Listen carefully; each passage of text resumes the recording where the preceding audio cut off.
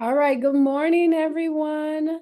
Good morning. Thank you for joining us. We have our author on the call. So, Susan Smartt, we're going to start off with you. Oh, thank you, Jeanette. Thank you to all of you. I'm so excited to see you and to be with you and just applaud you for this early Saturday morning, first full day of summer being online. So thank you for being here. I want to just give you a tiny bit of history. Where did Next Steps come from? Where did this book come from? It started probably around 2005 or so. We were doing reading first, and we were mandated to do assessment and intervention and high quality instructional materials back in the early 2000s. And so Deb Glaser and I were going around the country helping people understand how to use their data.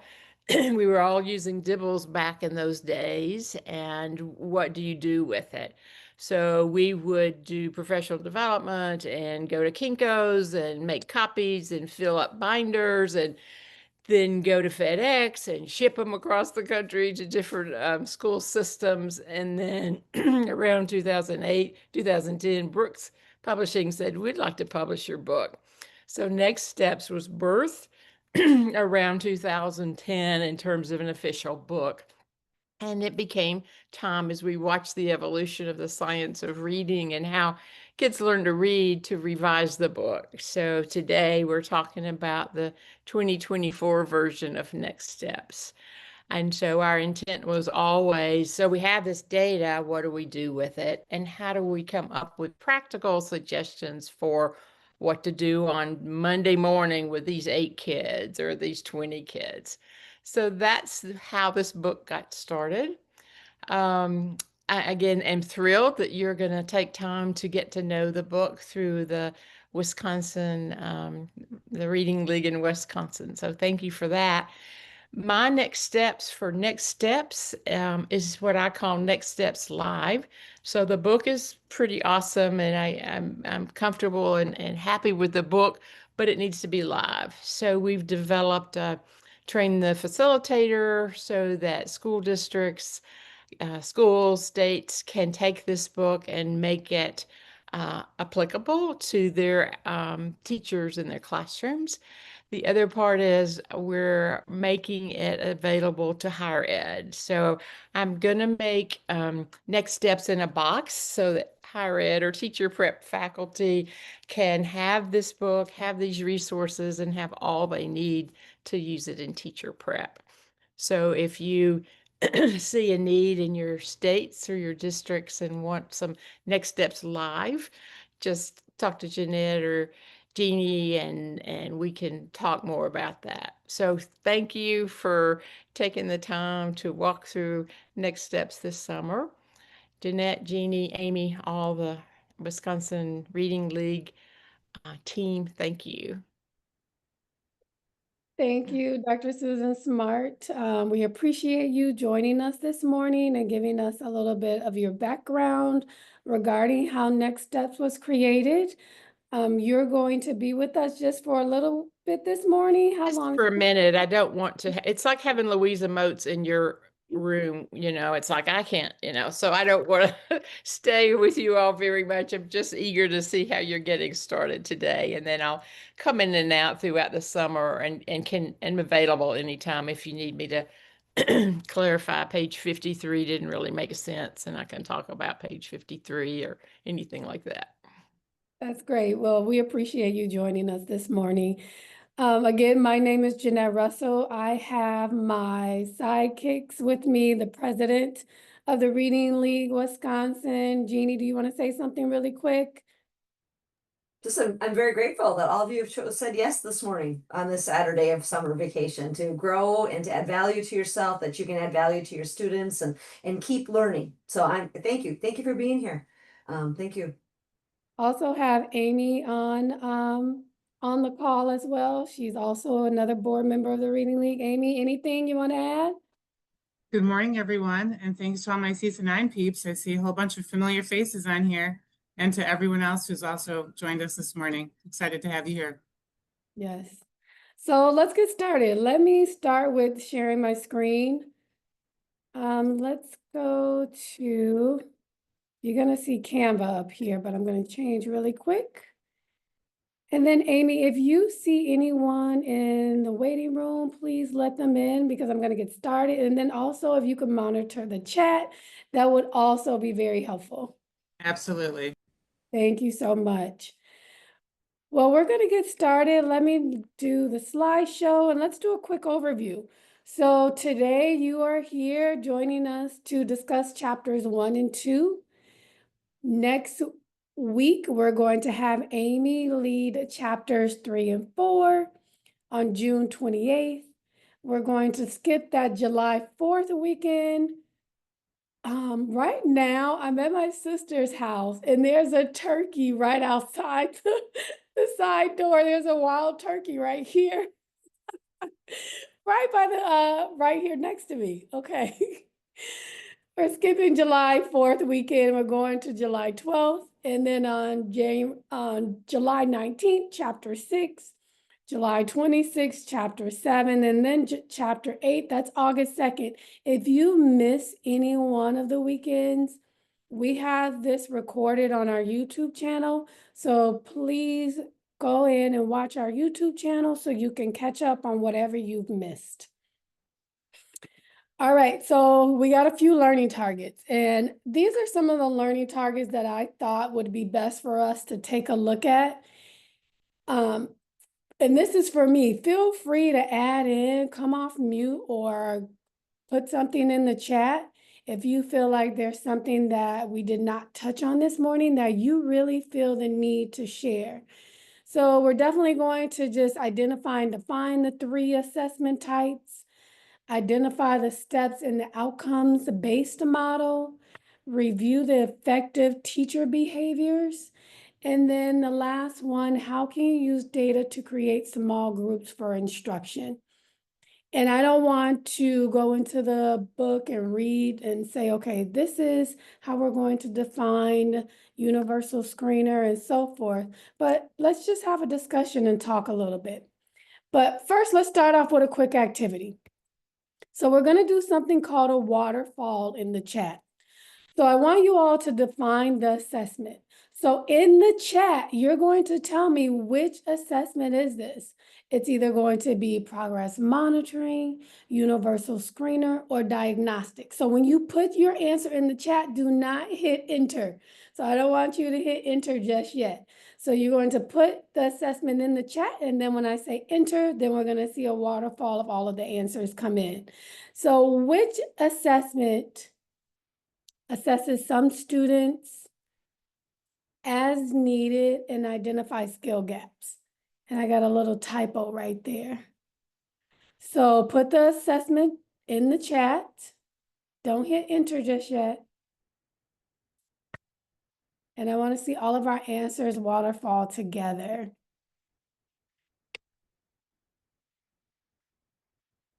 So yes, Jennifer, this turkey is really big. I wish I could turn the computer around so you can see it. And I think I'm going to take a picture of it. All right, everyone have it in the chat? All right, hit enter.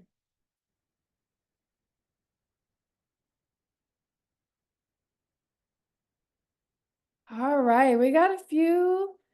Progress monitoring, we have diagnostic, majority of diagnostic. And yes, you all are right with diagnostic. All right, let's move on to the next one. Some students at least once every 2 weeks. And then is the intervention working? Don't hit enter yet. Just put your answer in the chat. And I think some of us put progress monitoring for the first one only because both of them have in common some students. But when you put in every 2 weeks, that's the difference here. And then is the intervention working, of course. All right, you have it in the chat. All right, hit enter. Let's see your answers. All right, progress monitoring. And then we have one more left. This one says all students, beginning, middle, and end, an indicator of risk. All right, put that answer in the chat and let's hit enter. All right, those are universal screeners. All right, thank you for participating in that waterfall with me.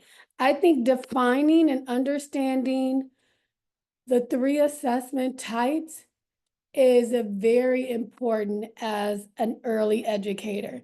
Because sometimes I feel like when you are a first-year educator, you feel like, okay, there's so much testing going on, but what do I do with the assessment? So what type of information can I receive from those assessments? And then what do I do with that information? Does anyone want to add anything about the 3 types of assessments? I don't want to do all of the talking here. Feel free to come off mute. I love when people come off mute.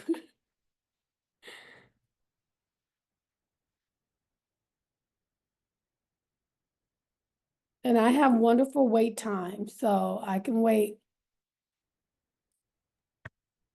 There must be some questions about diagnostic assessments. I know they're percolating. Well, I have one. I'm Bonnie Cullum Moreland, and my impression is that the assessments are really important, and it's harder to assess when you have multiple students. And as a Barton tutor, I'm assessing every day with my clients. And so I'm looking at how this is different in a larger classroom when we're having, you know, tier 1, tier 2, and tier 3. So I'm a little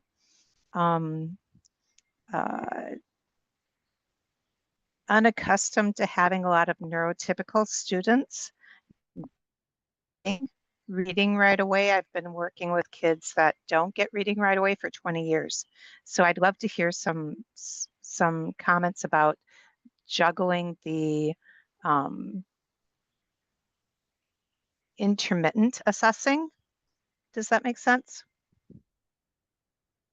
It does make sense. And Bonnie, it's all about timing, and all about setting up rituals and routines with you. I'm sure you know, but thinking about having, and I would say 20 plus students in your classroom or 30 plus students in your classroom, it could be very cumbersome, and it could be very challenging at times. And when you're thinking about and I was in the classroom 30 years ago, and I'm thinking about going back because a lot of school districts are really catching on to what the students.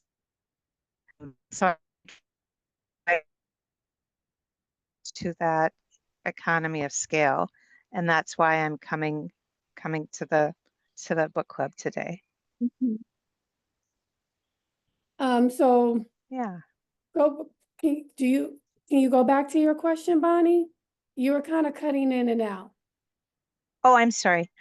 My question is, how, when I studied for the Wisconsin Fort, which I took this spring so that I could be relicensed, it talked about how assessment was like every 2 weeks at certain levels, and there wasn't a lot of assessment. But when you're working with level 3 kids, especially when I'm tutoring them, I'm assessing them every day, every response, every question.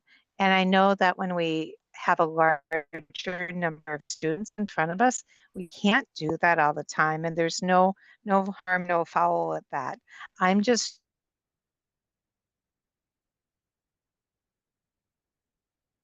Did Bonnie freeze, or is it just me? She's frozen on my screen too. Yeah. okay. It's frozen for mine. So Bonnie, you were frozen for just a minute, and I was thinking about, as you were saying, you're assessing every single day, and I'm going right to the purpose of your assessment. Is it a formative assessment? And I'm thinking about, okay, what to do with that information that you're assessing. So I'm thinking about the formative assessment piece and your purpose for assessing for that day. Does that make sense Sure. to me? Okay. Anything else? Anyone else want to add anything? Okay, I have right. a question. go ahead, Lori. So I'm just wondering that with the Ames Web, I know that after the universal, you have to do the required diagnostics from them. And I'm from a very small district, and it's just, I'm the only reading interventionist on site. So how do you tighten it up to get those assessments done so you're not 3 weeks without interventions? And because what happened was they were doing good, and then when we had 3 weeks off, because we're doing those diagnostics, some of the kids really nosedived, and then it was hard to bring them back up again to where they should be. So I'm just curious if anybody has a good answer to that. And then Amy, feel free to jump in, but I'm thinking about the page 15 in our book, and we're thinking about what to do if the growth is not happening, and going into that checklist on page 16, and also thinking about teacher behavior. So I would say start there, Lori, and think about what's missing. There's something on that checklist that may be missing from your routine when it comes to students not being able to make any progress.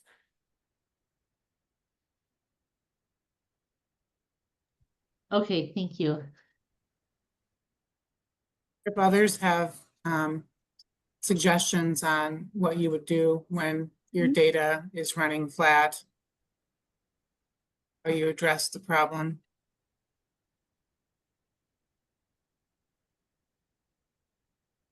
Yeah, that's definitely a great point, Amy. If others have ideas or how you have addressed the problem, if you've seen this problem before and you've addressed it and you started to see students grow after you've addressed the problem, then please definitely share. I'll chime in just for what we did. And one thing, Lori, what you were saying, that 3 weeks when you were doing the diagnostic, we trained our classroom teachers to do the step 3 diagnostic. So they have some skin in the game per se. And that took a lot of time away from our interventionists doing it. So, and it gave the classroom teachers the knowledge of what their students were actually missing. So we sort of shared the responsibility of the step 2 and step 3. We shared the step 3 responsibility with the classroom teachers, and that helped out a lot. Okay, thank you. You're welcome. I think the challenge is trying to think through how you can do the assessing without stopping instruction, right? Because then we lose really valuable minutes. There are some comments in the chat. Question, what are districts using for their diagnostics? Another, diagnostics are taking too long, pare it down. If anyone's been a part of the Stephanie Stoller MTSS book study that started this past week, I was reading her book. I know we're doing this book study, but it's a connection. Just thinking through the thought of only assessing what you need to know. And I think we're in a little bit of a conundrum with Act 20, because if kids fall below the 25th percentile, we have to give something. So how do you make that as efficient as possible and yet get the data that you need? Some of us are assessing a lot of kids, right, who are below the 25th percentile and having to take those additional diagnostics. Yeah.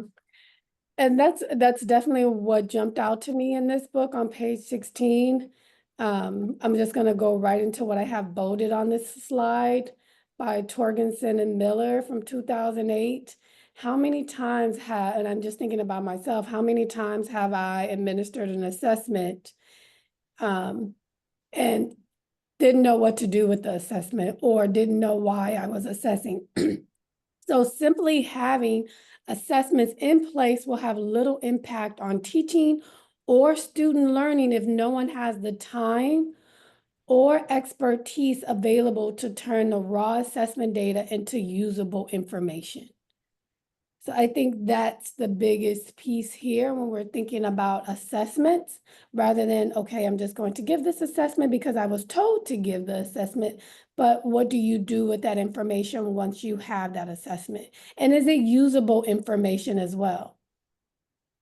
So I just put on this slide also some different figures that were very important and visual in chapter 1, figure 1.1, that's the outcomes-based model, which definitely supports the implementation of MTSS in classrooms. And also that checklist on page 16 that I brought up with Lori about assisting educators in reflecting on their intensity of their instructional support. So I don't know, while you all were reading, maybe you have some of those figures highlighted or similar things highlighted in that on those pages. But that's just some of the information that stood out as I was summarizing chapter 1 and also chapter 2. In chapter 2, that's when we get to the theoretical models behind the next steps, when we go into the simple view of reading, the reading rope, and the structured literacy approach. We also got we introduced into the teacher behaviors, and then motivation plays a huge part in all of this. And then I really enjoyed the scenarios in chapter 2, Mrs. Mayfield's first grade classroom. And then that last section of chapter 2 explained the steps of lesson plan. What is it? What does it look like? And what does it sound like? So before we go into our discussion questions that I have on the next slide, was there anything else that jumped out to you that you just highlighted and you said, okay, this is something that I should definitely remember in either chapter 1 or chapter 2? Does anyone want to share something that they just said, I'm going to just take with me throughout my professional career as an educator? Anything that jumped out? Something you want to save?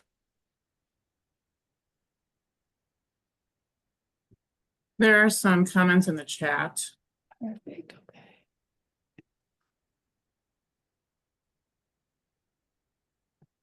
They're discussing the Act 20 assessments, the CISA document that shares the different diagnostics available. How many of you have used that document on our in our call? If you're familiar with it, I know the CISA 9 people are, but I'm not sure about everyone else. If you're familiar with even what I'm talking about, there's a guidance document that we put out to help support assessing students. Oh, and someone actually shared it in the chat. Great. I was just going to ask if anyone can share it.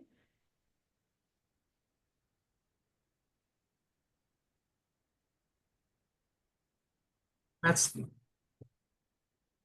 there's another one. Amy, is that the one you're referring to? The one that?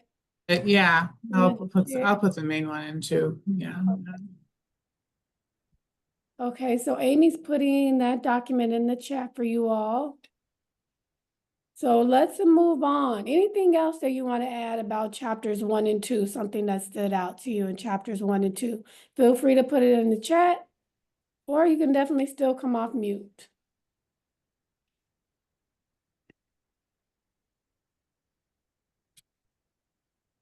Seems like the big message for chapter 1 is to have a system, right? Who's on your team to help analyze your data. That's, to me, that's kind of the big takeaway.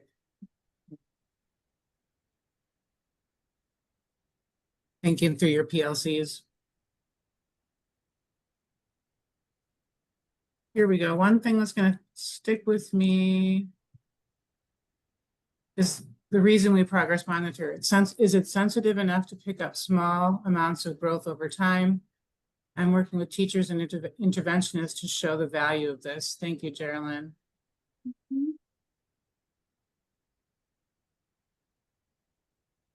Jennifer shared a universal screener finds risk and also tells us the health of our tier 1. I have a strong preference for direct CBM screening measures. I don't find computer adaptive as helpful. Still need more info, and especially with younger students. I want to hear them produce those early literacy skills. Computer adaptive assessments, there are too many for whom we do not get accurate information about from those assessments, as they may be rushing, guessing, or narrowing down choices. And then there's agreement on that. Jennifer shared, next steps help me organize the diagnostic assessments around the big 5. So the diagnostics help with what the students know and need to learn next, from PA to phonics, sound and word level. If the student is a non-reader, they don't need deep assessments in comprehension. Maybe an auditory check of listening comprehension, assess until you know what to teach. That's right. I like the way Next Steps lays out the beginning to older reader assessment needs. Okay, yep, you're spot on, Jennifer. Great comments. Thank you. And Jennifer, your comments are, it's definitely going to our discussion questions, really leaning into that. So the first discussion question, excuse me, how does Next Steps, specifically chapters 1 and 2, challenge or affirm your current approach to using assessment data to guide literacy instruction?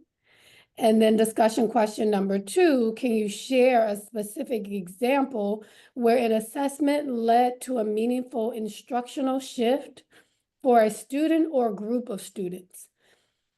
So I think for the discussion questions, let's come off mute and let's share out. You can either do the first discussion question or the second one. If you feel like you want to definitely add your answer in the chat, definitely add it in the chat. I think hearing from others will definitely help and assist that we can definitely share our ideas and also listen to a few scenarios or a few testimonies on how assessment has led to meaningful instruction. So let's hear from you all. So let's take some time with these questions. I'll read them again. I'll give you all some wait time, and then please share.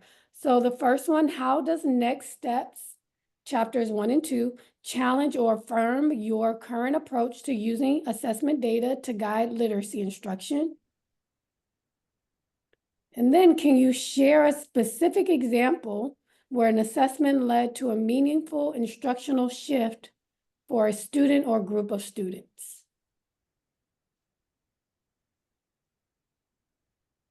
All right, Robin, you have your hand up. Can you hear me? I can't tell Yep. if, okay, good. I can think of a specific example. I was in a data meeting with the 3rd grade team post Acadian's administration, and one of the teachers had 7 out of 16 of her kids did not meet the benchmark for their words per minute. And so we, did some research. We need to approach this as a tier 1 piece. And we found Dr. Matt Burns, and went with the PRPS implementation. And then eventually all 5 3rd grade classrooms jumped in. But the difference for the kids was remarkable. And we ended the year with two students that were just below benchmark. So it's a really good conversation as a grade level team on, when is this a tier 1 piece? When is it a tier 2 piece? When is it both? But starting with that Acadian's data was really helpful. Thank you for sharing that, Robin. Was there anything on the checklist on page 16? I'm just a follow-up question. Anything on page 16 that you all felt was something that you did not check that box, or was that something that was a missing?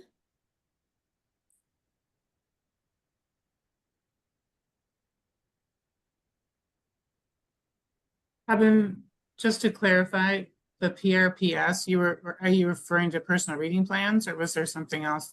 Oh, I'm sorry. No, partner reading paragraph shrinking. Okay, there we go. Yep. I would say like the big one for us for PRPS, I'm looking at the practice opportunities in the checklist. And what we had to do, we ended up implementing that whole class strategy across the school. And we had to really look at, when we're measuring the effectiveness, like how frequently we were implementing the intervention. So we had some instances where, is it that it's not working, or is it just that we're not implementing it often enough? So that led to some really great conversation. Great, thank you for sharing, Robin. What grade did you do that with, Robin? So it started with grade 3, but now we have implemented, I work in 3 buildings, and with our first grades, we implement the partner reading part of the routine, and then second half of second grade through grade 5, we implement partner reading and paragraph shrinking.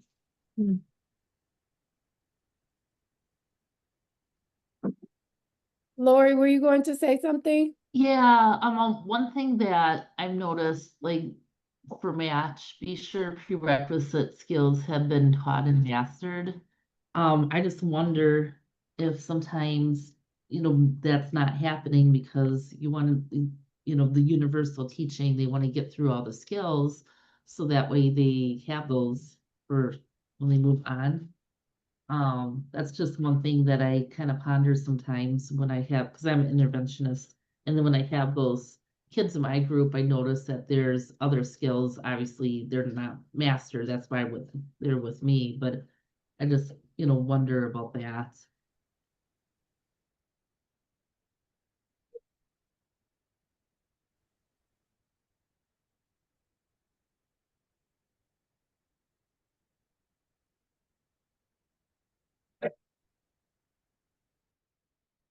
Anything else?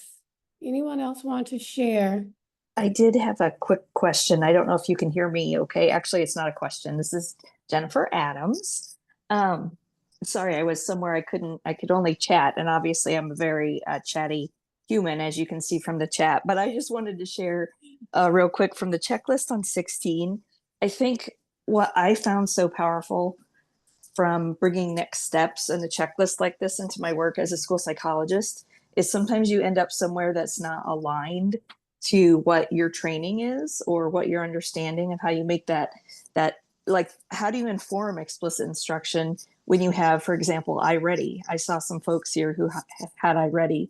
So I go into a situation where I know about peer partner reading and paragraph shrinking, but nobody else does, or their standard diagnostics are, well, what placement are they at based on iReady? And so I can pull into next steps anywhere I go, even if my system doesn't have it.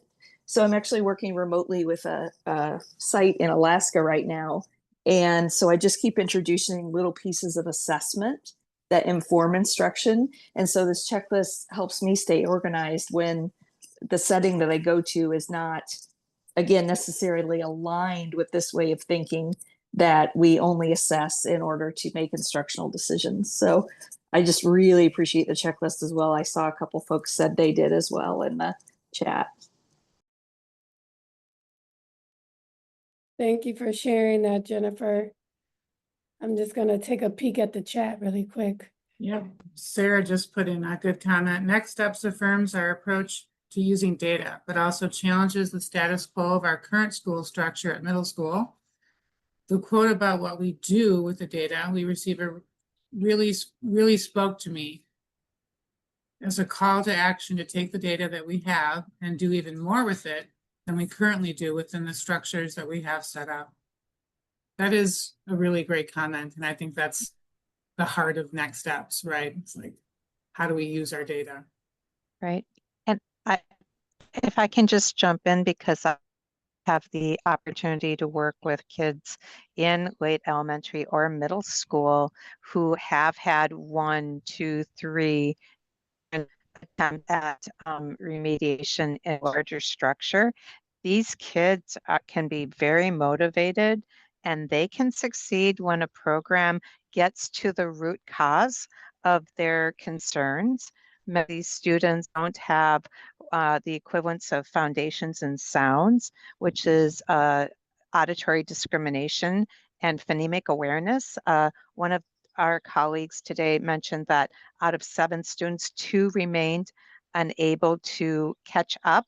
I would strongly suggest that that basement level, that auditory discrimination, being able to hear the difference between a short I, and a short E, is probably what's missing with those students, and that people were starting to build their house, rebuild that house on the ground level, where they really needed to lift up the house, re-pour the basement, that phonemic awareness and auditory discrimination.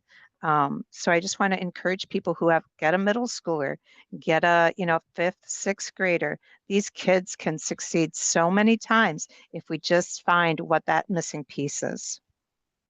Yeah, thank you for sharing that, Bonnie. That's very important because like you said, when we get a kiddo in the upper grades and in middle school, it's never too late. I always say it's never too late. And those foundational skills are very important. And I love the way you said that the foundation of the house, and just lift them up. Amy, anything else great in the chat?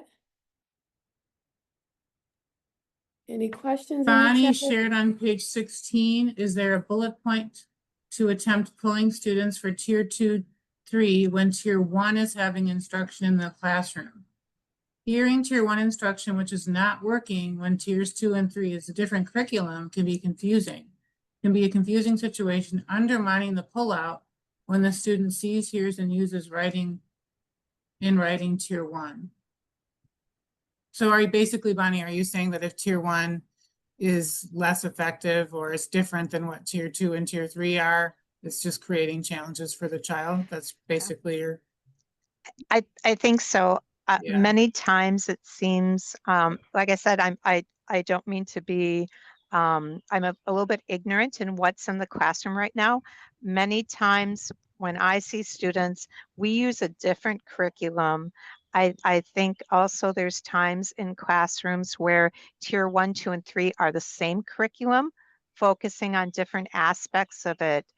Many times I found students to not have a curriculum show maybe all 3 sounds of A, a, and then schwa, at the same time. If their pullout curriculum is different and that is functioning as the saving grace for them, and then they have to come back into a tier 1 environment with a curriculum that has not been effective for 1, 2, 3, 4 grades of their life, that I have seen to be very, very confusing.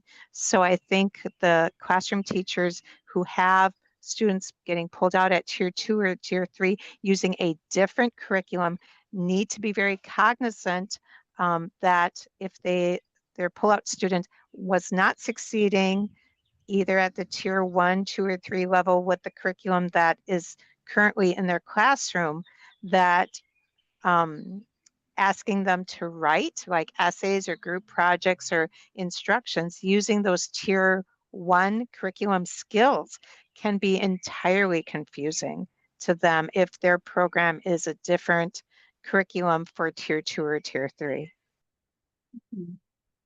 I understand what you're saying, Bonnie. It takes me back to page 19 in the book when we're thinking about the common troublesome areas for struggling readers, which are often found in the core reading programs.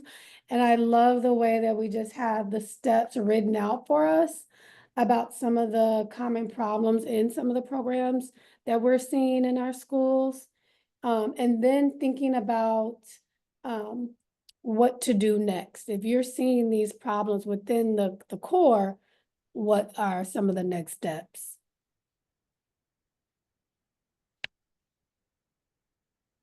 Anyone else want to add to the discussion questions?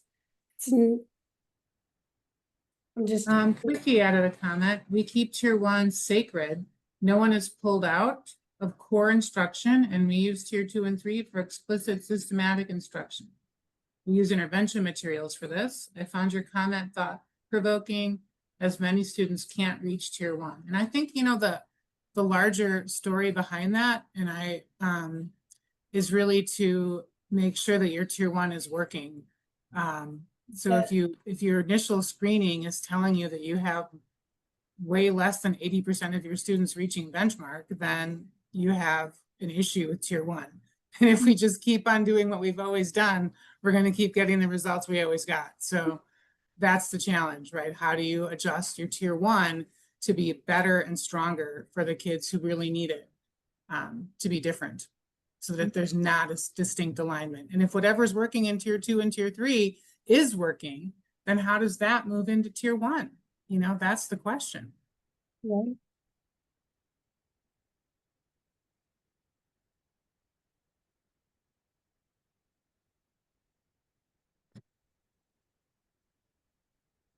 Yeah, Lori, your comment is good. As some teachers say that the pacing for their program is too fast and they can't teach to mastery.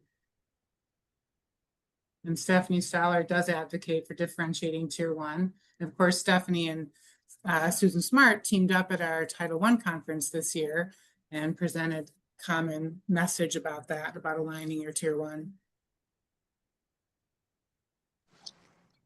This is Jennifer Williams again, Adams. I apologize. I can't remember what name I have on my picture, but the whole idea that that this tier 1 is sacred, right? And then that gets us into some conversations about fidelity. I'm really interested in that. I think it's about, we're about to move into the outcomes-based model. So if your instructional framework is that students should be having activities, or that it's based on what the teacher is doing and the student is doing, but we don't cross that over with important, meaningful outcomes, that's something that I think we need to challenge as professional colleagues. So I'm thinking that great example you just gave, a writing program where students are, you know, supposed to spend 45 minutes creating a written product, but they don't have any of the foundational, even encoding skills to do that. I think there's not only the ethical issue of, is it changing things for our students, but it also is a very practical issue of resources. So at 45 minutes, for example, in kindergarten of a writing workshop, when students aren't equipped with those skills, I can think of an example where we didn't have enough paras to work with kids who were drawing at that point instead of writing. And so not only was that sort of nonsensical from that outcomes-based model, but it was also a practical reality, kind of a way in to talk to the teacher, like either can we embed some small activity? And I think in systems where that tier 1 is sacred, we can't pull anybody out, even when it's not helping our student outcomes. It's just hard. It's hard to talk that system talk. But a couple things I've tried are things like talking about it from that resource point of view and proportion. So is it really about the minutes? Say, is it about the 45 minutes, or is it really more about the standards, right? So if the standard is the student has this experience, where is it written that it's required that it's 45 minutes? Can we borrow 10 minutes of that? Can we borrow 15 minutes of it? And I know that sounds radical because I've worked in places where no, it's the minutes. So this is a shift for me from, and I try to help people make that shift as well, from, is it the minutes or is it the grade level standards? So they got some experience developing an idea. Now can we move into those foundational skills for them to participate in the activity more independently? I don't have any good solutions. That's just the reality of the challenge, I think. Well, and I think the standards are somewhat limiting for Yes. foundational skills. I don't Oh know my that gosh. I wouldn't lean into the foundational skill standards and expect students to only have those and be able to be proficient readers. And Louisa Moats and Marilyn Adams, who wrote the standards, would argue the same Yep. thing. So 1,000,000%. I've had literacy coaches, though. It's just like a different world. It's like that whole art. I've had literacy coaches who want to argue with me that the foundational anchors are not really a part of the core. The core is the other things. So then you get into these bizarre conversations that you just have to have and keep bringing it back to the student experience, the teacher experience, and what's the meaningful outcome for us. Well, that's where the simple view of reading is your friend, right? Exactly. It's a multiplication problem. It's not a, you can't just do the reading and writing standards without the foundational skills standards. Yeah, I mean, And I love, Jennifer, that you said it's about the outcome and about the kids rather than the teacher focus. Sometimes I feel like we're so teacher focused and focused on the minutes at times, because when I was working with teachers, we want to get this in and make sure we hit it by the end of the school year, but what are the outcomes? How did the students grow? Are they able to retain and apply that information that was taught that school year? And pretty much no, they cannot, because of some of our teacher actions and behaviors. And also going back to that checklist on page 16. So I'm going to stop the discussion questions right now. I'm just checking time unless there's someone that really wants to add one more thing.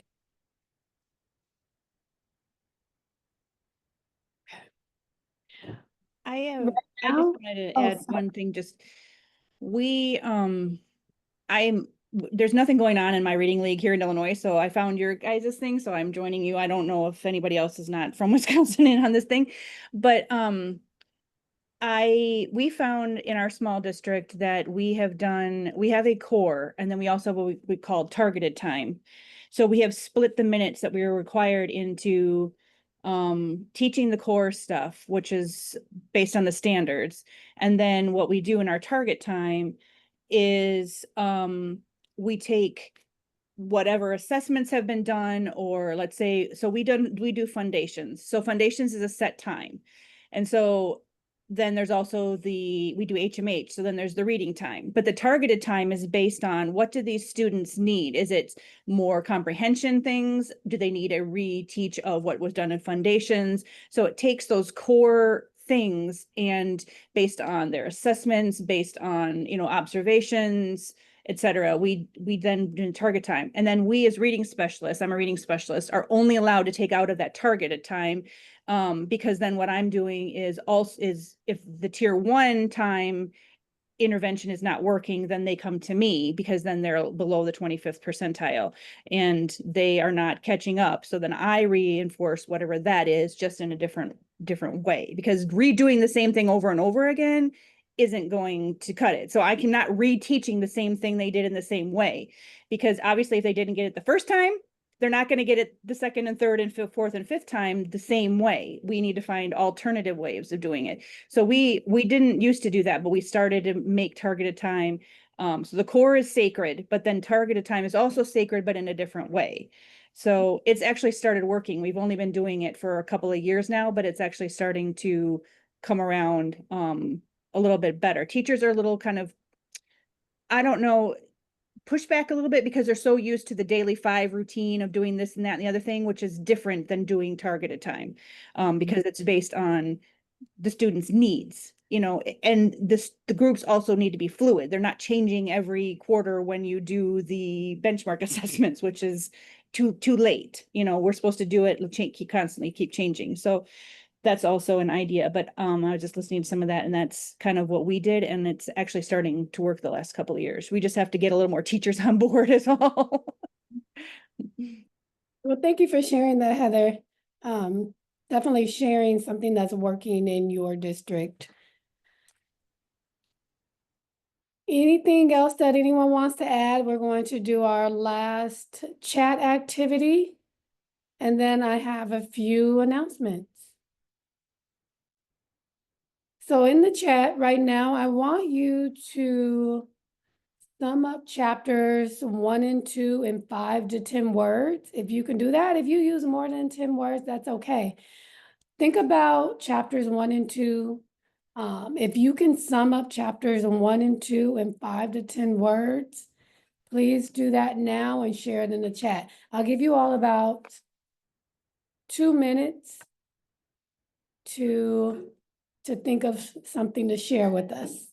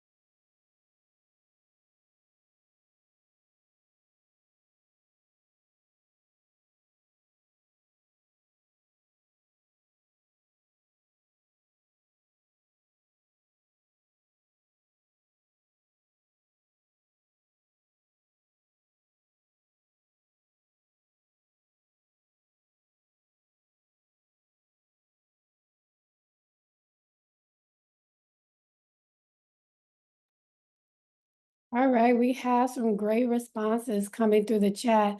Once you finish writing your response, please take a look at others.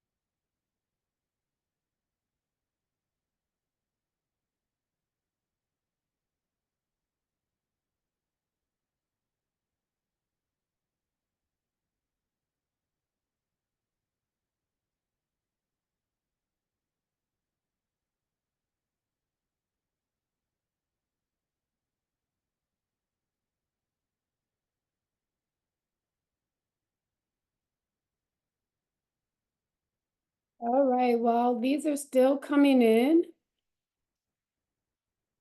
I just added one more slide about reflection, which is on page 30, teacher behavior reflections. I thought it was really important for us to take a look at that as well, but I know we're definitely out of time. But please go back to page 30, that table 2.2 that gives you teacher behavior reflections, because as practitioners, we should definitely reflect on what's best for students and how we have implemented something that's new. Going back to, did we meet our learning targets? Here are some of our learning targets that we were able to dig a little bit deeper with. And then let's go into what's next. Next week, June 28th, we have Amy. She's going to go over chapters 3 and 4. July 12th, chapter 5, that's with Jeannie. July 19th, we have Gabby Bell Jimenez and Jim Addison. They're going to present chapter 6. Chapter 7 on July 26th, that's with Sarah. And then August 2nd, that's chapter 8 as well. And we have Sarah leading that session or facilitating that weekend on August 2nd. So please join us if you can join us for the rest of this book study. Susan popped in this morning. We heard from Susan. She gave us a brief overview of how this book was created and why. Deborah is also going to be popping in and out, joining our session. So we will have the authors coming in, joining our sessions. So we appreciate you taking this time this Saturday morning to join us. Please find us on social media, Facebook, Instagram, YouTube, we're on Twitter. We also have our conference that's coming up. This is our conference number 4. Amy, is it number 4 or 5?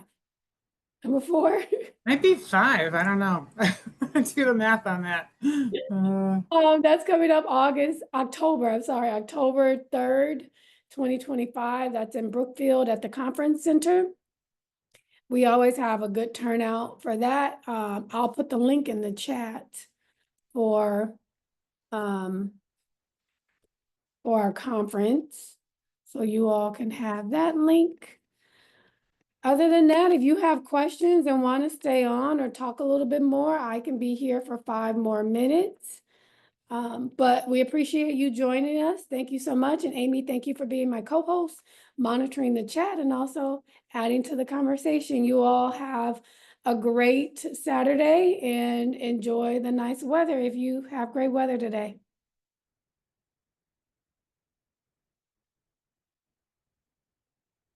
All right, you all, hope to see you next week. Thank you. All right.